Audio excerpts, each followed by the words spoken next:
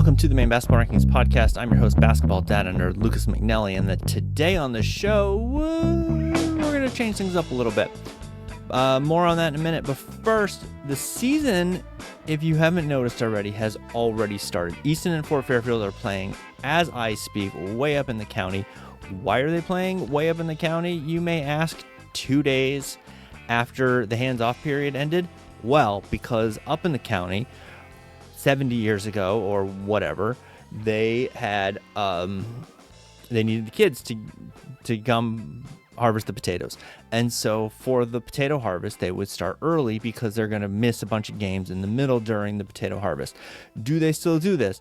I don't know.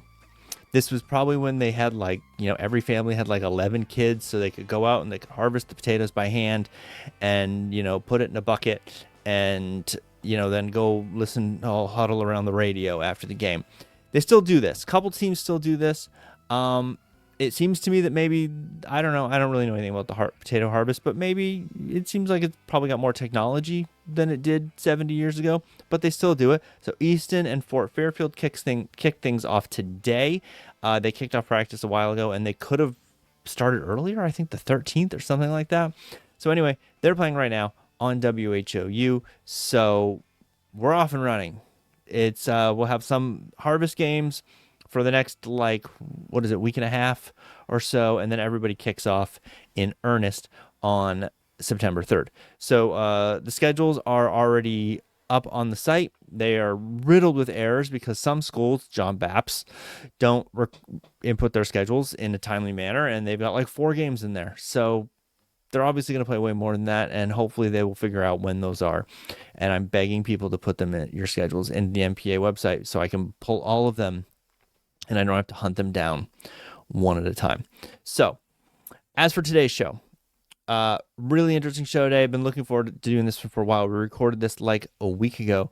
You may have seen that when there was the whole thing with ICE in Biddeford, I posted on Facebook that some people should probably be going to jail for this, and it turns out that they maybe should have already been in jail, or at very least not had that job.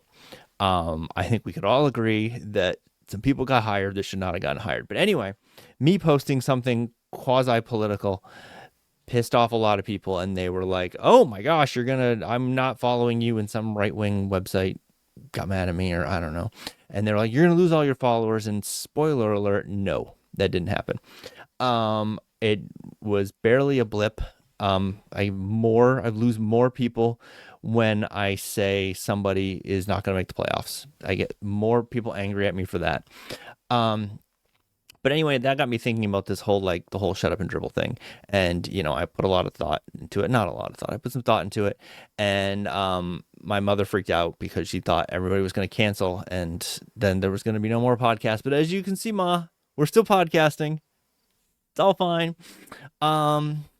Anyway, but you think about these things when you have 40, 50 people yelling at you for 2 days. And so, there's this... let's go to the guest. Let's just go to the guest, and we'll go from there. My guest today is the Politics and Investigations editor of the Bangor Daily News and the 2023 Maine Press Association, which is not the Maine Principals Association, Journalist of the Year. Mike Shepard's here. Thanks for joining me. Yeah, not the Maine People's Alliance either. Lots of MPAs in both of our worlds. Oh, there's a Maine People's Alliance. What do they do? Yeah, that's a progressive group that we end up covering a lot of the time. So, okay. Yeah, lots of MPAs out there. Lots of MPAs. Well, you start with the Maine, and then you're sort of stuck with that, and then the A is easy. Yeah. So it makes sense. So what I appreciate most, because you've been on every media outlet in the country lately, and thank you for taking a break from being on CNN to do this, is behind you, you've got the Stephen King with a shotgun.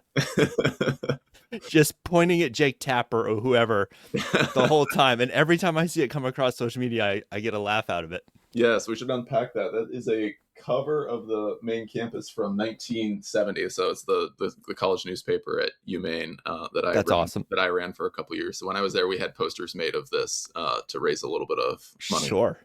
So Sure. I think that's a good T-shirt too. Did you have T-shirts made? we just had posters made, but we can always we got the rights to it. So well, I mean Oh, the paper has the rights to it, paper so, has so rights to they, it. they Sure. they can do what they want with it. But we I should mean, pass that through to them as a revenue idea. yeah, that's an internal fundraiser. I mean, it's so good, and he wrote a like kind of a serial column for the paper. Hmm. He actually, I think the paper wanted to actually release that in like book form back in the '90s when they were kind of hard up for cash, and he did Hmm. not like that. But so there had been a history of disputes, but we dealt with him on this, and he was very good He's back fine. then. He's fine. Yeah. He's fine with the shotgun pointing at people. Has anyone asked, like, at any point, is like someone from MSNBC or I guess MS Now Nobody or asked. whatever? No one's been like, what is that behind us? Nobody Behind you? asked. Nobody asked. So you're the first one to really get the full story there. Well, hey, look at that. We're scooping people left and right here. Yep. So I wanted to have you on to talk about the intersection of politics and sports. So let's start with, how did you get into politics? Because I know, because we met at the Civic Center Yeah. and you were talking about how at one point you wanted to Yeah. write about sports, Oh, but yeah. then realized that that was already a dying industry. And so you Well, thought, I let's mean, do the thing where they throw $100 million in ad revenue at something every 6 years. well, I don't think it was a dying industry per se, right? Obviously I love sports. I went to Halldale. I played basketball, not that I was very good at it, but Well, you're but tall, so but I there's am that. tall, so it gets me something. But yeah, I always loved sports, and I think I've always liked reading and writing, and did it early and was better at that than I was at math and drawing and everything else. So I mean, I definitely knew I wanted to be a journalist when I got to high school and went right into UMaine and studied journalism. And I think I just got involved and interested. There was a gubernatorial campaign at the time until 2010 when I was kind of coming up through through college, and um I thought before then that I would maybe trend toward the sports angle of that, but I just got interested in civics, man, and that's kind of how I fell into it. Obviously, still love sports, and your work and professional sports and everything related to sports, and I think that we can talk about a lot of the parallels between sports journalism and political journalism and others. But I think that it really just it was a way. I'm from Hollowell, obviously, so I was kind of enmeshed in that world, You're and right there. lots of friends and friends of friends and people I knew around the state house and state house life. So it was just kind of I don't know, it's kind of a job that I was sort of born for at this point. So that's how I got into it, and I would some days I see think the grass is greener on the other side, and being a sports journalist would be really fun. But I have a lot of those days depending on the level of stress and the stuff going on. Depending on where you are in the election cycle. That's right. Yeah, it might be in that October doom cycle. But that's a normal part of the business. And did you have Rob Kennedy at Halldale? I did. Was he one Yeah, of your teachers? he was not a high school teacher at that point, but he Oh, was an eighth grade teacher, and he's one of my favorite teachers of all time. He, in part because he just did things. He did a lot of simulations. We had like a Revolutionary War game, and we also, which was my favorite because at that time I was playing a lot of Madden franchise mode and things like that. mm-hmm. He actually had like a basketball team simulation that the whole class did. So we were like a league, and you could run your own promotions, you could trade people, you could draft people. My team did very well at this, by the way. Nice. I was Rob's one of my favorite teachers of all time. He's great. And that's a guy who does the if we're talking about the intersection of sports and politics, like Mhm. that's like he teaches history and political, right, political science I don't ish, know what he's the teaching. high school version I of think it, it's social studies or whatever. social studies, Yeah, yeah. And then is like the top broadcaster for for everything. high school, but for everything really around the state, which is Yeah, crazy. yeah. I mean, he's very prolific and a great guy. So yeah, a lot of that was he has a lot of the same. We can credit him for a lot of I think our influences particularly. So. That's true. Yeah, because he was very early. He was like probably the first person when I started doing this. I think he was the first person who I didn't know already, Hmm. who like got behind me and was like, "Hey, this idiot posting anonymously and like making fun of people. Like we should actually pay attention to him." So Yeah. I was very validating. Yeah, I mean, he's one of those guys who would definitely spot these things and nurture them, and he was always that way. I mean, he was. I mean, when he was in eighth grade, he had a hockey stick that he would bang on the table when he wanted people to focus. He was also like a radio DJ at the time on like an alternative station. Sure. He's just a cool guy. Cool guy. He is. Hope he's watching. He is. So let's talk about like how political journalism is similar to sports journalism, because you are like in the middle of it right now, Hmm. and we were talking before, and you mentioned how like every sort of, let's call it a season, you're sort of trying to decide on the fly, how am I going to cover this? I'm sure you're getting pitched ideas by every campaign, like, hey, did you hear Troy Jackson like blew his nose on a napkin and then didn't throw it away properly? And oh, did you hear that Susan Collins jaywalked once? Hmm. And you've got to decide like what to put any time into and what to just tell people like go away and lose Yeah. my phone number. Like how do you do that? Well, that is a great question. I think that let's talk about the differences between sports and political journalism, right? Okay. At least over a season, right? You have a bunch of games where you can kind of measure the progress of someone, and it's fairly objective. They win, they lose. You can Hmm. measure the point differential. You can get that in your algorithm, and you can tell us the team rankings. It's not always going to be foolproof, right? But Right. you're going to get there. Campaigns only have the Super Bowl. They just have the election, and you have a lot of guidepost events along the way. You can treat polls as games, right? You can as sort of Hmm. individual games. You can look at debates as sort of maybe half games. You look at fundraising numbers. I mean, so the just the games that add up to the final result are just a little bit harder to unravel. So how do you look at the inputs of that? I mean, I think the most important thing in journalism is and where really where you talk about like bias is just what you cover and what you don't. um, Right. and how you make the decisions for that. Obviously, you look at past precedent, you see how you did this in past years. You obviously can change that based on the inputs. You look at the races that are likely, I think, to be the most contested and the things that your readers are most interested in. Right now, the U.S. Senate race is a lot more of a race than the governor's race, for instance. So, I Right. mean, we're covering that a lot more than we're covering that. And um, is that fair? Does that make everyone happy? I mean, no, but you have to have a way of prioritizing things. So I think the first thing is just how you select stories, and if you try to do that reasonably evenly handed. If you're looking hard into Troy Jackson, you've got to find things to look hard at Susan Collins for. So you're doing these Hmm. things on multiple tracks. Meanwhile, you're getting as much incoming as you can. You're rank ordering those things. You'd obviously much rather be having your own agenda going than someone else's, but sometimes there are tips that come in that are competitive or that are being pitched to outlets or something like that, and you have to make decisions. We try to stay on kind of our own track as much as possible.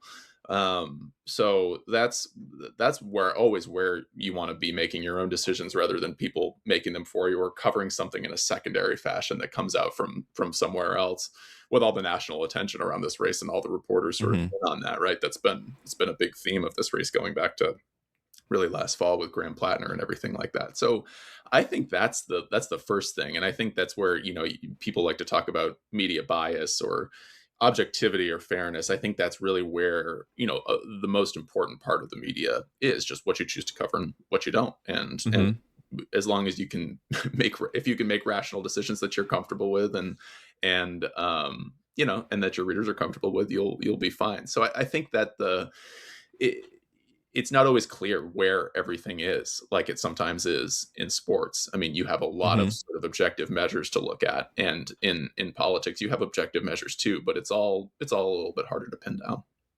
Well, like I'm thinking about this because like yesterday I interviewed Sam Johnson, who is Westbrook's coach, and they won the state championship in football, and that's going to come out like I think a week after this one. Mhm. And but they came from nowhere. They were 2-6 the year before, and so I'm like, just as I'm going through the season, I'm like, they're not on my radar at all Mhm. until probably week 7 or so. And so I never saw them in person until the state championship game. And I like didn't really cover them at all because I just sort of figured they would peter out and Mhm. fall out to the wayside at some point. And then they ended up winning the whole thing. So like going back, would I have covered that season differently? Would I have like found a way to get to a Westbrook game in like week 5, yeah, absolutely. But hindsight is 2020, and Right. you're sort of going with the information you have at the time. It's a little like poker, but like, Mhm. yeah, I would have stayed in with the 2-7 offsuit against that raise if I had known the flop was going to be 3-7s. Sure. Yeah, But which is really helpful. it's not really helpful, but you can only do what you can do with the information you have at the time. Yeah, that's right. I think the 2020 U.S. Senate race was a really good example of that. Right, every single poll, Sarah Gideon was winning. Up like 8 or 9, right? And I mean, some of them, yeah. I mean, it was up and down. But we commissioned polling that was closer than everyone else, but still like was still low and low for Susan Collins. And there were signs along the way that she could win. I remember that like the Sunday before the election, I think it was like an Emerson College poll or something came out that showed Gideon over Collins, but it had this weird finding that like I think it was every undecided voter, they were asked to lean one way or the other, and every Mm-hmm. single undecided voter in the poll chose Collins to lean toward. And again, you look at that in the moment, you're like, what is this? Is this noise? Mm-hmm. Is this something else? Even on the Sunday before the election. But then the election comes, and she wins by a pretty comfortable margin, gets up over 50%. You're like, well, okay, that must have meant something. It didn't mean Right. that literally every undecided person in Maine supported Susan Collins, but you have all these little things that you look back on and you're like, oh, damn, I should have That was really it. noticed Yeah. that then. But of course, there are all these other overriding But factors it's like too. an ocean of thing. It's like an Yeah. ocean of noise. So I'll tell you a little story that's similar to that. So when I lived in Pennsylvania, we used to do a thing where we would bet on the election, and this was probably like '04 or something. And so what we More would do is Street. Yeah. Yeah. it was a great time. So we would pick like 20 races around the country. It would be like Colorado's question 2 and like California 15, House result or whatever. And then we would take the polling average a week before the race, and that was the line. Yeah. And then you had to pick the line. You had to pick, who was going to beat the spread or whatever. And I Yeah. remember coming home, and it was Olympia Snow was one of them we picked. And I remember coming home, and the line was crazy. It was like 20 Yeah. or something. And everyone's like, no, I'm not taking that. And I came home, and I didn't see a single sign for whoever was running against Olympia Snow. And no one even knew who was running. And like, it was around this time. And like, I'd ask people, they're like, I have no idea who's running against Olympia Snow. I'm like, oh, she's going to blow this out.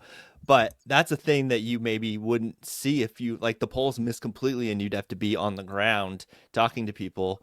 And there's like, I don't know, is Olympia Snow running uncontested? Like, who would not vote for her? I don't get it. And so then I Yeah. won my pool. She was up in 2006. I believe she won by like some insane margin. It was like, yeah, it was 74 to 20 to 5. That was Um, probably it. Yeah. so 06 makes sense. I hope you bang that line. I did. I bet hard over on that one and Yeah. won the whole thing. That's awesome. But that's also a fun game to play because you're sitting there on election night and you're just like rooting for like these results you have no idea about and you don't care about at all. And you're like, come on, California 15. Well, now like Kalshi has made that Yeah. in Polymarket have made that, I mean, I don't know how many millions. I should have looked this morning how many millions have been bet on just the main races alone. So Oh yeah. You could have made some money on I the am side. not allowed to bet on politics. You're Yes. not allowed to bet on politics. Okay. Under BDN policy. That's probably a good policy. I also think I probably would not do it even if the BDN did not have that policy. Yeah. It would be pretty damn unethical. It would be unethical. Yeah. You wouldn't probably be the first person to do that, but Apparently not. No, I think other people have been doing that. yeah. So- Yeah. Huh. There's money to be made. There is, but it is good policy. Yeah. So, like, what are the things? This might be a repeat of the last question, but what are the things when someone pitches you a thing and they're like, and you're like, I don't know. What's the vetting process like for that? Does part of it like who's pitching it to you, and like, is it looking and going, hey, this person, oh, they went to college with the candidate, or Well, yeah. they used to be work on the campaign and they're pretending to be neutral, stuff like that. Yeah, I mean, usually these pitches are honestly pretty transparent. You know that they're coming from a political party or a partisan group or something like that. I mean, really what you're looking at, right, is what's new and Mhm. what's new and what's not simply like a Republican versus Democratic dispute. Is a Republican saying a Democrat is bad essentially because they're a Democrat, or vice versa? Mm-hmm. Um, because that's just politics. Right. But I think, in different phases of a campaign, you're looking to get new information out about these candidates, right? And we do that in all sorts of fashions. But it's what does this show us about their record that maybe wasn't out there before, or what does this show about their personal conduct? What patterns do they have? How much has this been reported on by other people, or is there someone who just wants us to essentially repeat something that we may have covered in the past, or that someone else has covered in the past? I mean, I don't really love living in these in these conversations with partisan actors. I mean, it's part of my job that I have to do, Mm-hmm. but I honestly try not to be led around by pitches as much as possible, and that takes research on the front end. Do we kind of do our background checks on these candidates early on and then come up with our own agenda? And because if you're scrounging for a story in October, then you still need a story in October, and you sort of get boxed in by more what's going on around you. And so I think that the most important part is setting your own agenda. So the way you vet is kind of that. Is this going to be something you can sort of report exclusively? Can you add something to the conversation? I mean, that's important to us at the Bangor Daily News. I mean, we're still a local news organization, and we still represent a really mixed part of the state, and we have to keep the trust of everybody. We don't have I think it's easy to be a partisan media outlet Mm-hmm. and serve one audience or another. It's a challenge, right? To have to maintain trust and credibility among all different types of people. And do we do that insanely evenly across the board? I don't think so, but we do the best that we can, and I think that people can be confident coming to us if they have something that needs to be looked at, and so that's really important to us. It's a little harder when you have to be tethered to the truth, you know, for your reporting, and can't just like send children into a protest and then pretend that the children got like bumped by an adult and make an entire news story about it. Well, Or it's let's just not call it a news story, make an entire blog post about it. Yeah, I mean, there's just such a cottage industry. I mean, really, on both sides of just like partisan media, which sometimes is not much less than trackers just going and yelling questions at people, or people who just want to like kind of embarrass candidates. I mean, Mm-hmm. so I think that it's a good challenge to have, but it's something that obviously like everybody in Maine has been pissed off at me, just about from time to time. But I think that we do as well as anybody in maintaining trust and credibility, even though we publish any number of stories per week or even per day that people may be like, well, why'd you do that, right? And why did you do this? Or I think it's, again, all these things are kind of arbitrary. There's no algorithm to figure it all out. But you can always strive to be better while still being confident in your own decisions.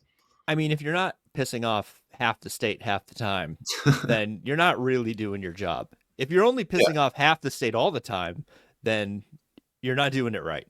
Right. And I think that's something. I mean, and I've essentially been a journalist since I was like 19 at this point. So it's running a college newspaper where we were making the same decisions on a smaller scale, but that's where I really got the training. And honestly, that job was a lot harder than this one. Mm-hmm. I was making all of the decisions just about. But I think that's just that it comes with the territory. It's something that we asked to do and like doing at the end of the day. So it's fine.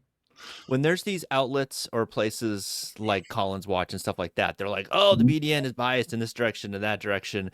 Yeah. Or the people who are like, I'm sure you've heard the thing where like, oh, the media just wants the race to be close so they can continue to get clicks. And so if this person's up 15, they're going to be hard on the person in the front or whatever. Like, does Yes. that sort of stuff, is that something that worried you like more 10 years ago and you're like, whatever? Or is that a thing you look at as like almost like feedback and you're like, okay, well, are we actually doing that? Well, I mean, I don't mind criticism. I think that if we're going to criticize in the sort of in the classical definition, right? If we're going to Hmm. criticize politicians and public figures, then we should welcome criticism as well. Generally speaking, if I get into conversations about that, I just ask, okay, like, well, what would you do? And Hmm. and usually those answers are just, I would scrutinize the person I don't like more. Um, and Yeah. and I think that, uh, look, I think we should scrutinize everybody pretty much equally. And then sometimes in campaigns, there narratives develop that you need to might need to spend more time on or go deeper on. But I think subjecting people, particularly in the context of this election, candidates and the decisions of public officials, like that's why we do this.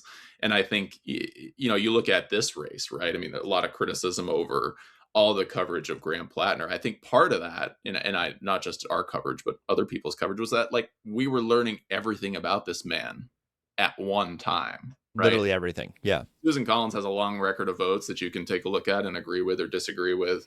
But I think honestly, that's something that's like less talked about in terms of that campaign. It's just this guy was getting vetted all at everything all everywhere all at once, Hmm. and I think that is kind of a natural part of campaign coverage when you're trying to present new information about a person. And this guy just had more new information about him, A right? lot of new information. I than, do than appreciate the other indie film people. reference. Yeah, so I think it's not necessarily, people look at that coverage and I think they ascribe some sort of political bent to it. I mean, again, that's not really the way I think about it. The way I think about it is, where is the sort of new information? And sometimes if there's just more new information about someone, like that's the information that comes out, right? Or that Right. people spend time getting. So I think that there's all sorts of things other than the media wants this to be close or this political party to win or that political party to win. Like, I gotta tell you, I don't care going into election day who wins an election. I'm just trying to figure out who's going to win it, and when Hmm. someone wins it, I'm trying to tell you. And I mean, honestly, like, I also think partisans like find that hard to believe. But like, gotta remember, I've been doing this since I was 19. Like, this is kind of shaped like the way I think about things, and the way I think about things is weird and not representative of the normal Hmm. population. So I understand why people don't understand it I mean, sometimes. and at that point, you're like, I just need a nap. Like, Well, I might need many naps at that I point. need this to be over. Like people, yeah, I get that sometimes. It's like I don't care who wins the state championship. Like I really don't. Like I I, want it to be a good game, and I want there to be a good story involved. And if it's Madomic, I want them to win. well, And right, of course. other than that, if you want Halldale to be there and in it, but yeah, Yeah, I mean, there's got to be when people hear that though, their first thought is going to be like, you can't possibly not care yeah. at all. Like Trump is the perfect example. Like someone like that, you're like at some point there's a level of person where you and I don't want to pin you to a thing because of your Yeah. job, but there's a level of person where you're like, this is not good if this person wins. Well, I just, again, like, I don't really, I just, when I obviously, like, I vote. I have opinions on things, but I Hmm. really don't. It doesn't really enter in. Like, I'm going into election day and I'm figuring out, okay, who is what's the position here? What are kind of the benchmarks? It just doesn't really affect like the way you do the job. Obviously, like, Trump was covered by us and by others in ways that are totally different than other people. I mean, Hmm. this guy was on a call with Austin Terrio, and who was a congressional candidate in 2024, and he like didn't know the gender of Governor Mills. He kept calling her like he, using he pronouns. I think it was like 7 times during the call, and of course, like, we wrote that. I've never written a story about that about any other president, but just because no other president has done that, right? Yeah, it doesn't come up. So I mean, I mean, Trump has been covered, totally differently by the media because he's totally different, Hmm. and I think sometimes, if you're someone who likes Trump, you look at that and say, well, the media is not being fair to him. And it's just like, I mean, I think Graham Platner is a great counterexample of that, where it's just like, yeah, we covered him very differently because, again, very different. So I think that a lot of this is just about novelty, right? And just people who are pushing boundaries, right? And the people who like them really like that they're pushing boundaries. And I mean, we're there to sort of rank order the sort of remarkability of of everything that people do, and try to come up with a coherent process to do that fairly. So I'm not really comparing Trump and Platner, but in that way, I guess they are kind of similar, I right? mean, they're not Yeah, entirely dissimilar, no. yeah. There's also like the Platner campaign is going to be studied by political Oh, scientists for 40 years.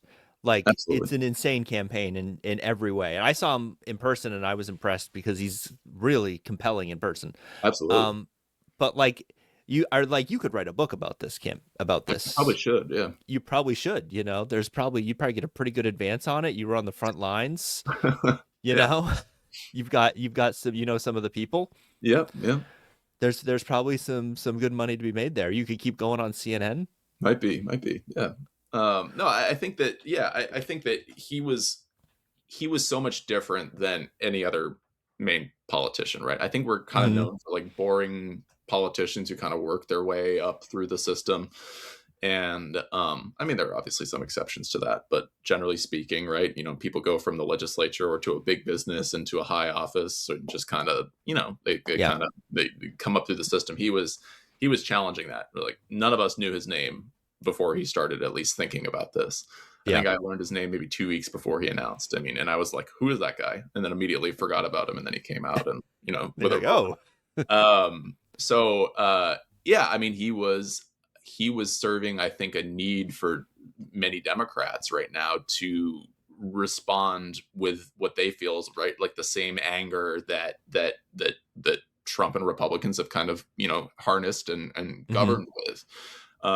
So I think that's the story of that campaign, and obviously he was just too flawed, right, to keep that campaign on track. And I mean, you could go into all the reasons for that and the ways that Democrats kind of self-policed in ways that I mean, they may not have they may not have in other instances. Republicans may not have in other instances. Hmm. Um, so I think that it's a much more complicated, I think, conversation than a lot of people want to give it credit for. But yeah, I think that he was certainly filling a need, and you see politicians even now trying to harness little bits of that coalition and Right. learn lessons for it. I mean, on one hand, he was an extremely talented candidate running a very good campaign, good enough to drum out a fairly popular incumbent governor just Hmm. completely. I mean, it was a total washout.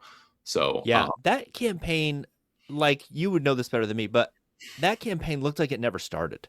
The Mills campaign. yeah, yeah, Like it seemed like she got talked into it and she's like, "Okay." And then like the yeah. first poll came out, she's like, "Oh, this is a bad idea. Like I don't need this in my life." Yeah, I mean, she was winning it in the sort of end of 2025, but just, I mean, I remember the last event I went to sort of toward the end of that campaign, and it was her talking at a table with like three other people, and they were just like sort of performing, for mostly media, but tons of Hmm. national media in the room, more media than people she was talking to. They were just having like Never a a good sign. conversation around a table with like glasses of water, and that's why I think you're so great on abortion rights, Governor Mills. And it's just like I was just kind of standing there, like, this isn't it. There's no Um, juice here. and so I think that, and then you see Graham Platner, and it's just like wherever he goes, crowds of Hmm. at least dozens, usually hundreds. And so I mean, I mean, Janet Mills, is not a victim of the Graham Platner rise. I mean, had agency. She was a Hmm. seasoned politician running a campaign of her own. Um, but I mean, this chaotic process sort of led Democrats to a sprint in a new place, and we'll see if that works out for them. It's clearly better than the alternative what they have now in Yeah. Troy Jackson. But there's the same rules apply. Like he's getting vetted now in warp speed, and people are going to decide whether the new information they learn about him is better or worse than the alternative, which is Susan Collins. So I mean, I Right. think that this campaign we've just had, it has been a little bit like a sporting event, because we've had so many sort of metrics along the way, and a whole new nominating process spun up, and different which is rules for crazy. different contests. And so I think that this has been just an utterly insane year for Maine. Were you surprised Troy Jackson was able to coalesce that all together as quickly as he did? Because I thought we were going to get to that 600-person thing, and it was going to be like a contested convention. And I was like, this is going to be fantastic drama.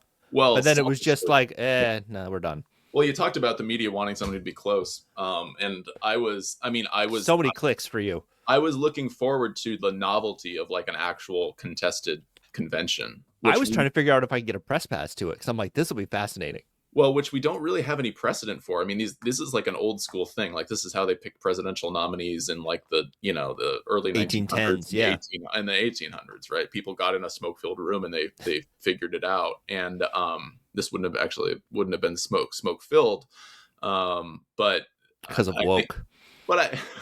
Yeah, because of woke. Yeah, but I think it would have been interesting to see like a truly open process. I mean, and in retrospect, I mean, in the lead up to that week, on Monday, Tuesday, Wednesday before that Saturday convention, I mean, I think that I certainly thought that like Narav Shah or Shenna Bellows would be much more viable than they ended up being. Mm-hmm. Thursday to Friday, you started to see like how the campaigns were actually organizing.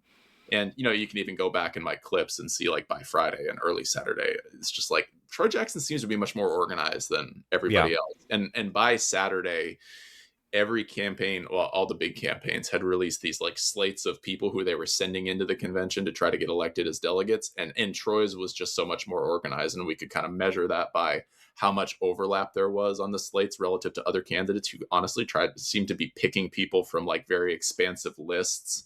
And they were overlapping a lot with each other. Like Shenna and Shah just had a lot of delegates overlapping, and then Jordan Wood had a slate that was very much overlapping with some of theirs. So you're like, well, it seems like Troy's got the most juice here, and then he just runs the table essentially. And so it was pretty easy to measure by that point just who was in the lead, and that felt very much like a sporting event. You're just seeing the results come in, and I'm throwing them into a program and and counting them. So it's just and like counting votes is something we do. We project elections, and this one was just very easy to project because you kind of know the rules, what's on the table, and what they've got. And so it ended up being pretty easy. But yeah, I guess like the Monday me would have been surprised.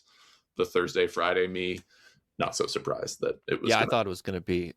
I have a working theory that how well you campaign and like stuff like that, like organizing, is like a really great indicator of how good you'll be at the job. Like it's sort of my Obama theory of how well he ran his primary versus Hillary, and I was like, I think he's going to be good at this because that's what half the job sometimes is, like getting all your ducks in a row and like getting all your people like on the same page and stuff like that, and bringing in information and being able to process it. Yeah, what was my next question? I had a question for you, and it was a good question. Yeah, who's been a person who's like jumped out at you from this whole contested 600-person thing that like did anyone elevate their stock like going forward other than Jackson? Yeah, I don't know. I think that you see someone like Jordan Wood being now really like engaged in holding fundraisers and getting out there and advocating for candidates, namely Jackson and Matt Dunlap, the congressional candidate up in the 2nd district, who's an underdog against Paula Page. Someone like that, I think someone who gets on board and actually is seen as helpful to other candidates coming out of this kind of like very messy year for Democrats. Could have elevated his stock and been someone who's in contention for some office down the road. I think that people who lost stock are folks like Shenna Bellows, who looked really bad in the only debate during that nominating process, and now and got just a few delegates tops by the end before she dropped out. So and I don't know, like someone like Narav Shah might have a little more juice left. I mean, he was a first time candidate this time and did pretty well in the governor's race, and not so well in the Senate nominating race, but again, totally different format that he was not really fit for, right, as a relative outsider to the process. So, I mean, Jackson had labor. He had a history in the legislature. Like, he has a history of doing these kinds of organizing tasks, whereas others, it's just kind of a novel thing. So I think someone like Shah is still someone who could be a pretty credible candidate down the road. Just wasn't this time. You talked about projecting out races. Like, you guys, I forget which race it was. You guys beat everybody to call one of the main races. Oh, it was Joe Biden in was it Biden? Yeah. Okay. Oh, it was Biden to win Maine or Biden to win No, not Biden the whole to thing? win. So so we can't take credit for that. I mean, you can take some credit for it. I'll take as much credit as you give me. But okay. But we partner with Decision Desk HQ, which has kind of emerged. It's a startup that came together, essentially for the 2016 cycle, but they've gotten a lot bigger and more professional over that time period. And we started working with them in 2018, kind of as an alternative to the Associated Press. And it's kind of a competitive thing, right? Because we have every media outlet in Maine pretty much uses the AP. And what we found is that Decision Desk HQ is just like much more decisive, and they call things generally quicker. So we've had a really good partnership with them, and we ended up working with them. We were working with them during that presidential cycle, and they called Pennsylvania for Biden like a day before the major outlets did. Okay. So we were at that time one of just a handful of media outlets across the country that worked with them. So I think we ended up being the only paper in America that, entering a Saturday, we had a Biden wins story on the front page, whereas everyone else, the election got called by the AP and other outlets on on Saturday morning.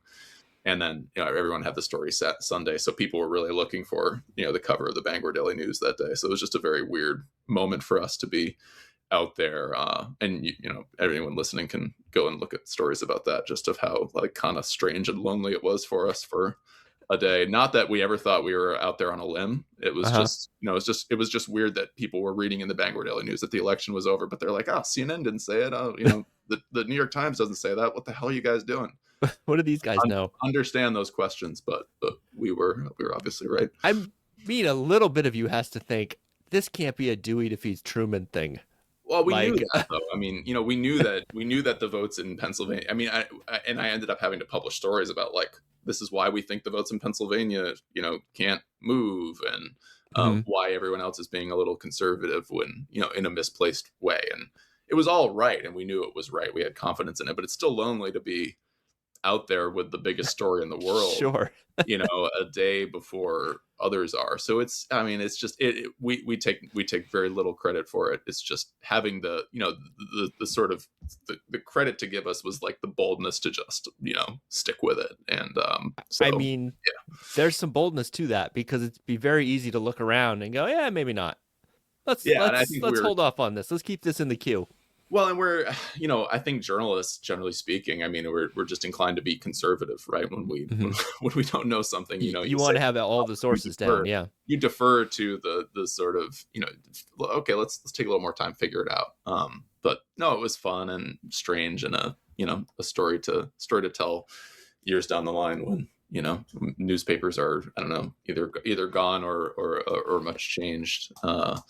Or we all have microchips in our brain that give us the news or something. And they're like, "Sure, Grandpa, sure you did." Yeah, what's a newspaper? What's an election? Yeah, well, there you go. There could be that. Can I tell you, because I have so many Susan Collins theories, but I have to tell you my theory that will not get me in the most trouble. Okay. I think that Collins's reputation benefits from an Olympia Snow halo effect.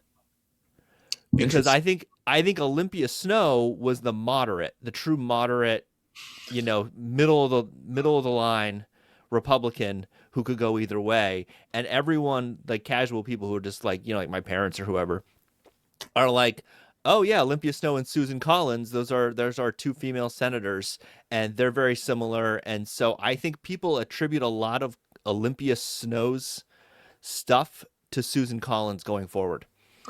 I think that that's an interesting conversation to have, and I've never really had this conversation with anybody, so it's a good Ooh. this is a good vein to get into. I think, well, I don't think. Number one, Snow and Collins were always kind of tied together because they were sort of centrist women from Hmm. Maine. The same state, yeah. They have a very, I mean, they always did have kind of a similar voting record. Collins is definitely and has always been more conservative than Snow. They're also just two totally different personalities. Snow made a point of like sticking her finger in the eye of Republican leadership all the time. Hmm. Collins does not do that.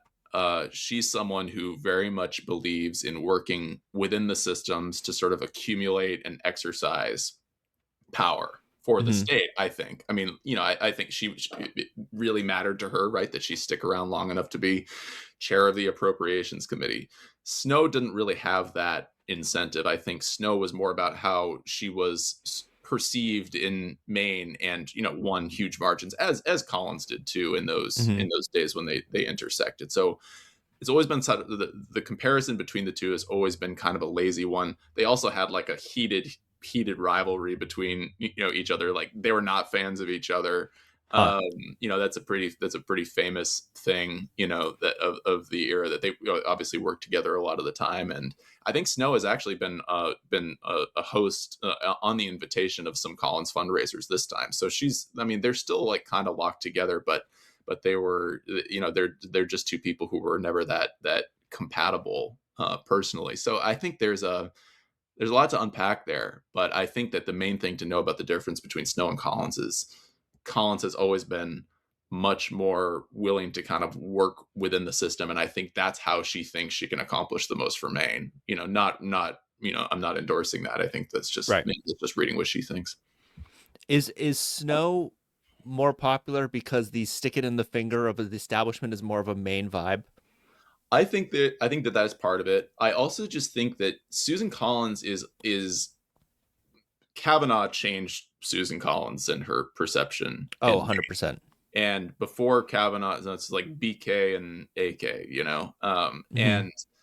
and I think that the reason why someone there's also like sort of a I think there's a way that you can look at this that's uncharitable to Collins, which is that national politics changed, and she found it hard to operate in this sort of Trump environment. The other side of that, which may be more charitable to Collins, is that she is actually in the mix on a lot of huge issues every single day in a way that someone like Snow and even like Angus King just isn't. I mean, no Hmm. one is haranguing Angus King in the hallway in the hallway of the Capitol to figure out what he thinks day to day, Hmm. like they are about Susan Collins. So I think part of the reason she's become such a lightning rod is because she's just in the mix. And I think that she's always been more in the mix than everyone else in the delegation. So I think that that naturally just puts her more on the stage. It gets her more attention. But that's a double-edged sword, obviously, Right. and so you see these really hot campaigns, and so I think that I think you're partially right. I think that on the other hand, there are some reasons why just her kind of orientation makes puts her in that position a little bit. Well, Angus King is the mustache of righteousness, and you don't want to be yelling at the mustache of righteousness Well, in the hallway. I think that Angus King, I mean, they just have different skill sets, right? Angus Right. King is a guy who's very good at talking about Maine, being from Maine, and this isn't a slight, but he's always been kind of like a talker, someone who is, and people like him, but they don't necessarily ask for very much from him, right? Legislatively or otherwise. Collins is like the person that people go to in Maine when they want money. So I think that, like, again, you can spin this in sort of less charitable ways and more charitable ways to Collins, but I mean, I think it's pretty clear that she's like sort of the go-to person for this delegation, in part because of just her seniority and her spots on committees and things like that. We also just we all ask her more questions than we do anyone else because she's just more in the game. So it's like all kind of it all Hmm. kind of spins up to the result that you see. Okay, so I want to hit sports because we haven't hit that yet, and we're like 45 minutes in. Let's do that. Let's hit sports. So, like, why is it important to not? This is like the dumbest question, but why is it important to not shut up and dribble? Like from Well, the perspective of someone who covers politics. well, I I'm not the That's a best lazy question, but I'm yeah. not the best person to answer that question because I see myself as like kind of just a reporter. And but I mean, I think that people, I mean, I think that people should express whatever opinions they have and whatever the channel they feel, they feel appropriate to, just as a First Amendment guy, Mhm. and as a guy who doesn't go and spout off, doesn't, by the way, go spout off a ton about his own opinions on things, and I don't really see my opinions as frankly mattering that much.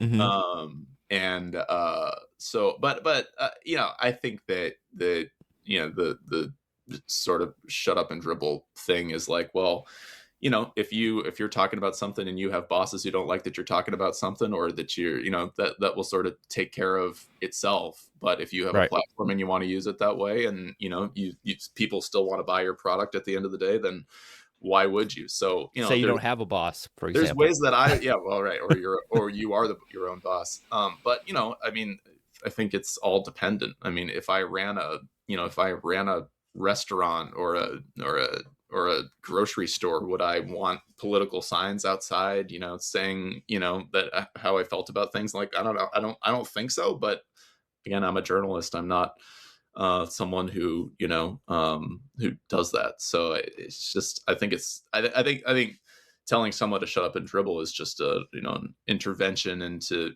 well, okay, well, like, why don't you, like, why are you the sort of speech police here, and why do I get to have opinions, and or why do I not get to have opinions while you do? So it's just, I never understand, the sort of, I never understand people who generally want to silence people, Right.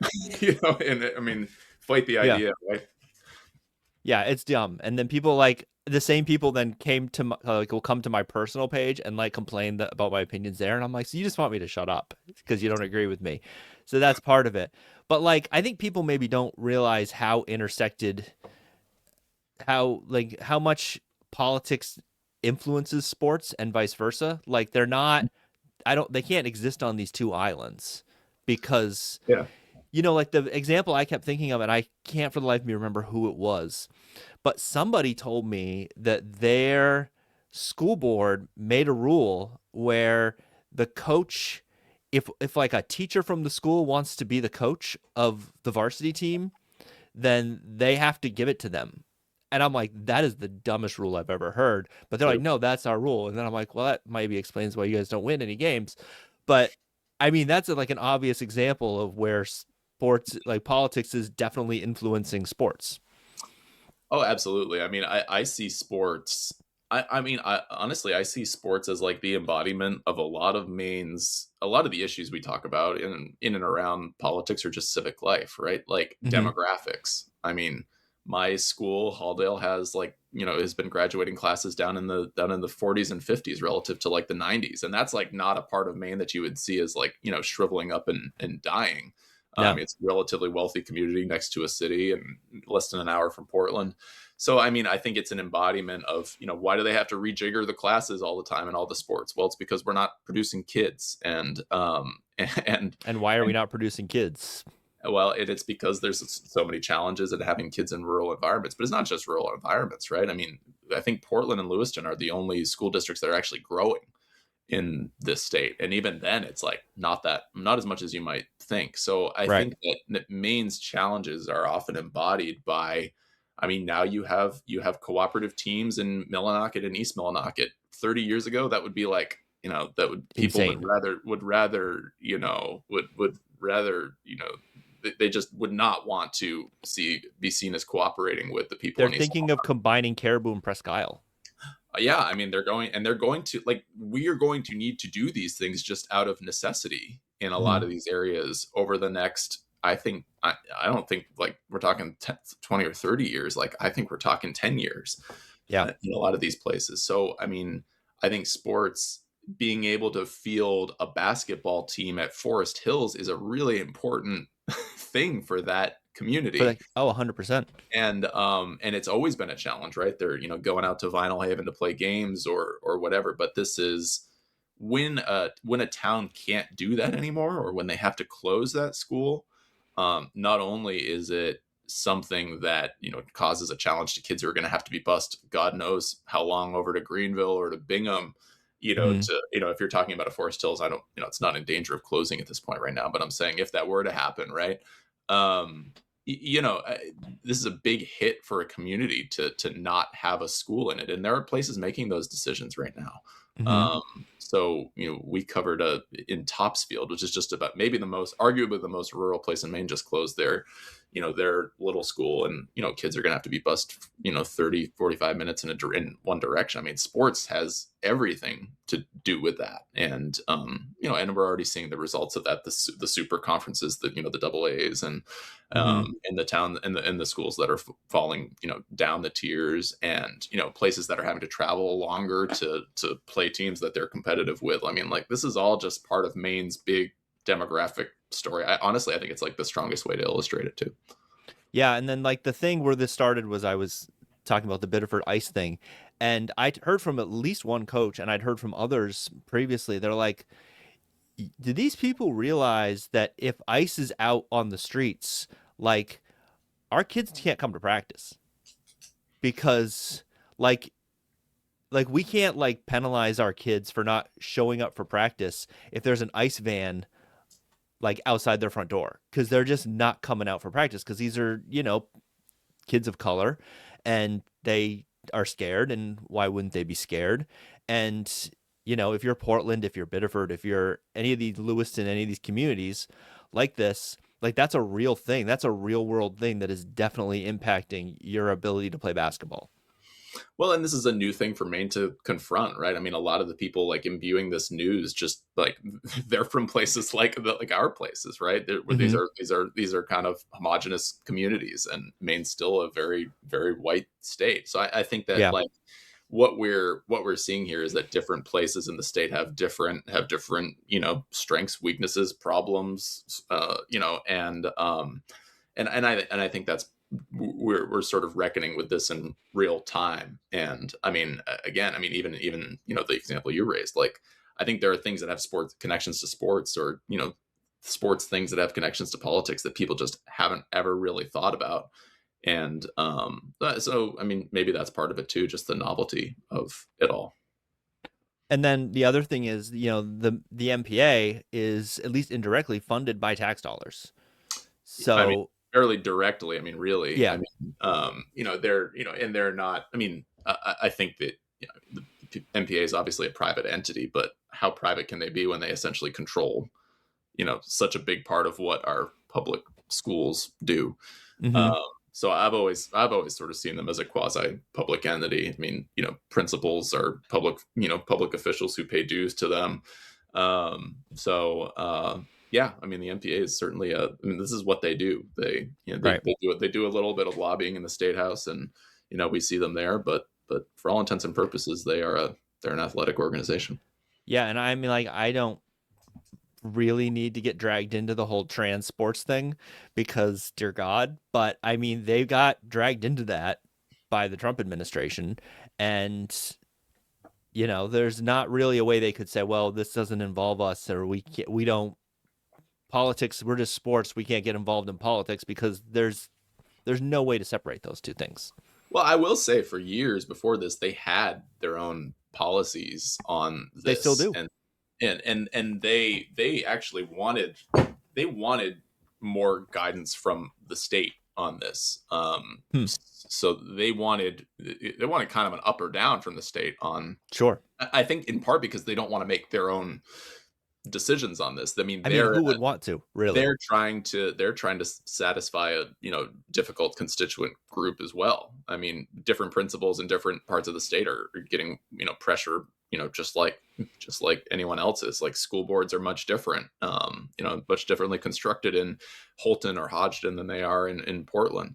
Hmm. So, and as those debates kind of trickle down, and school boards deviate sometimes from like the sort of monolithic legal guidance they're getting from someone like Drummond Woodsum, they're going to start making their own decisions, and that's going to kind of fray these relationships. So, I mean, the MPA, they're not a passive actor here, just like No. mentioned about like Janet Mills here. I mean, they want someone to come in and tell them what to do on this particular subject. So I mean, that's a stance, right? That's a that's a like they're making a decision to do that when they could make their own decision. So I mean, I think that yeah, there's no. I mean, what you learn doing this is right. There's very few passive actors, Right.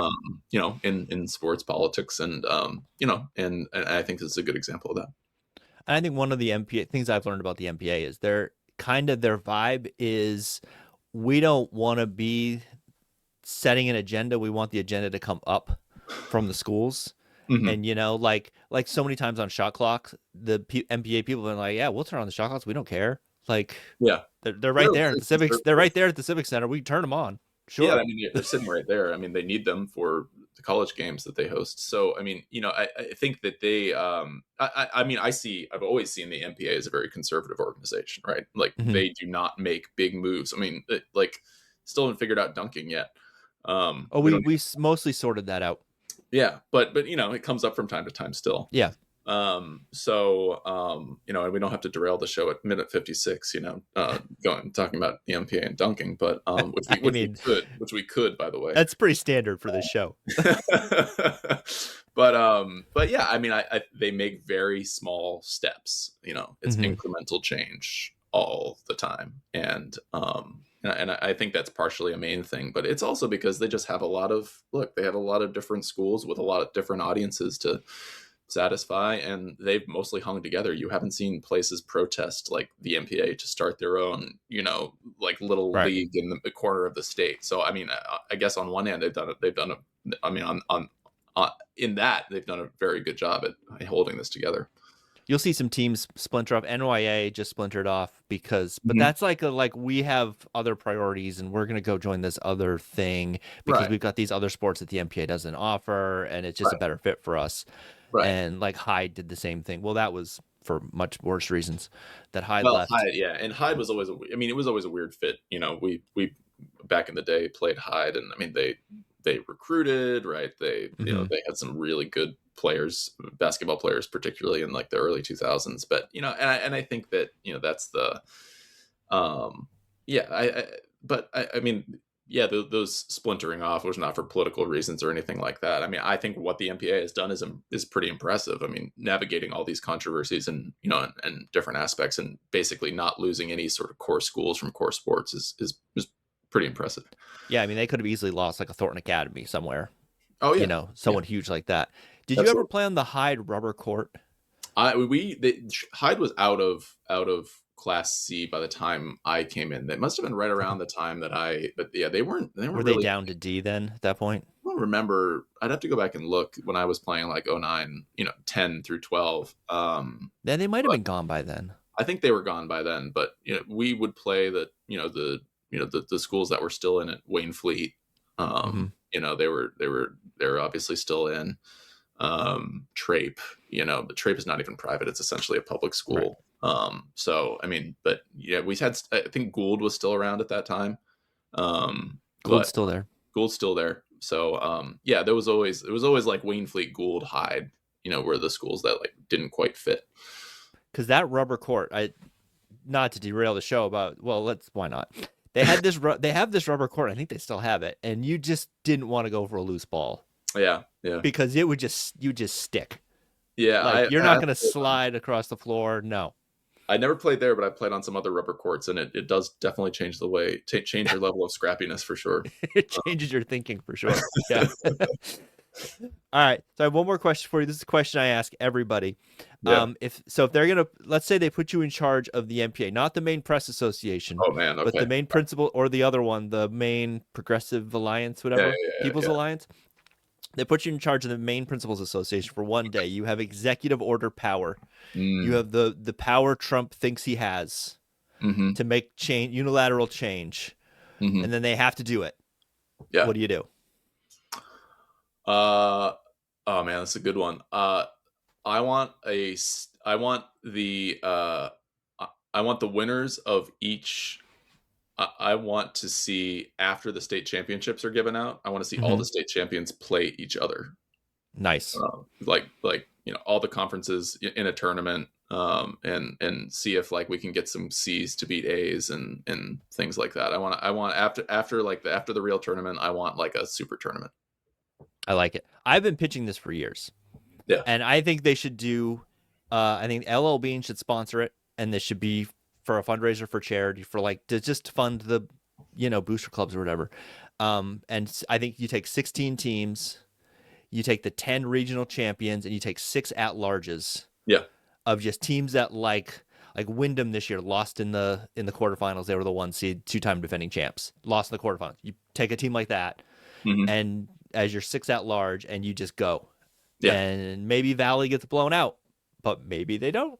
I think that there's been a lot of Class C teams over the years. I mean, gosh, when I played in Class C, I mean, the level was so high. I think we had several D1 folks that I intersected with. I mean, Mm-hmm. this was like the Tom Knight Dirigo teams and the Sam Leclerc Winthrop teams, and I mean, these guys were as good as any players we were kicking out in the other conferences, the other classes at the time.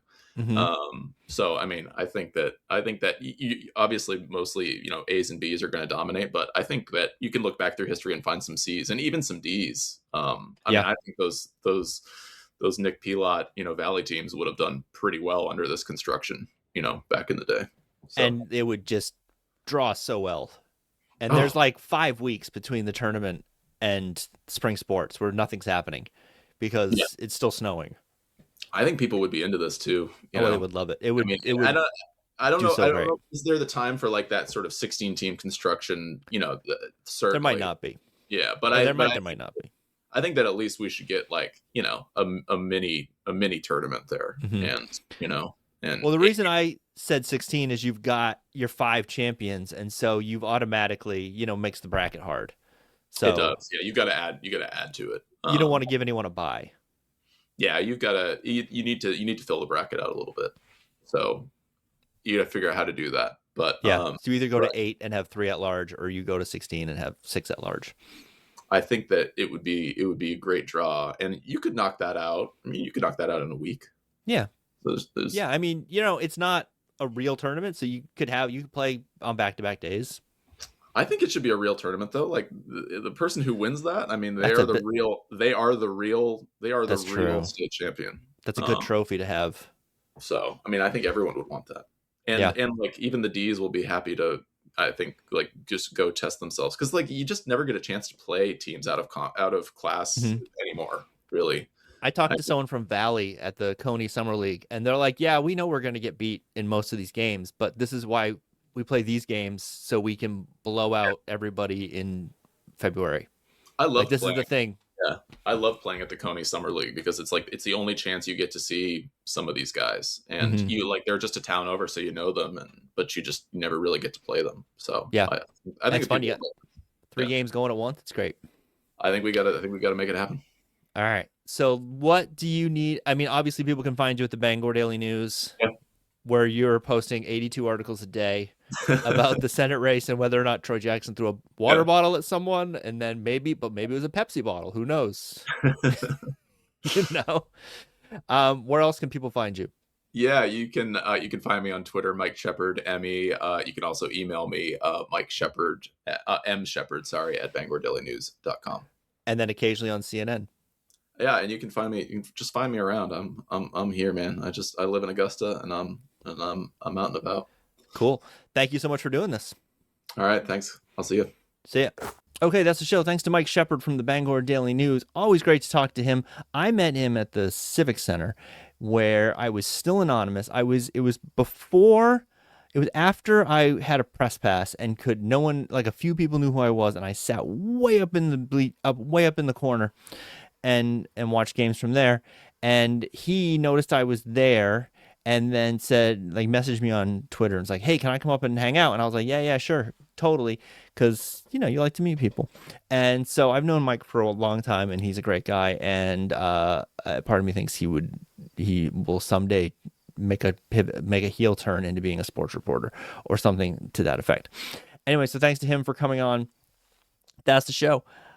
Make sure you update your subscription because we're going. Easton and Fort Fairfield, they're still playing.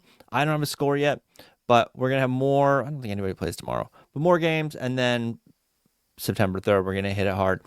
All right, this has been a production of MaineBasketballRankings.com, your source for the most comprehensive coverage of Maine high school basketball from Ashland to York and everywhere in between. This podcast is available wherever you listen to podcasts and a bunch of places you don't. If you enjoy this, please leave a nice review because it really does help out with algorithms. Tell your friends, tell your enemies. Don't forget to vote in November. Thanks for listening.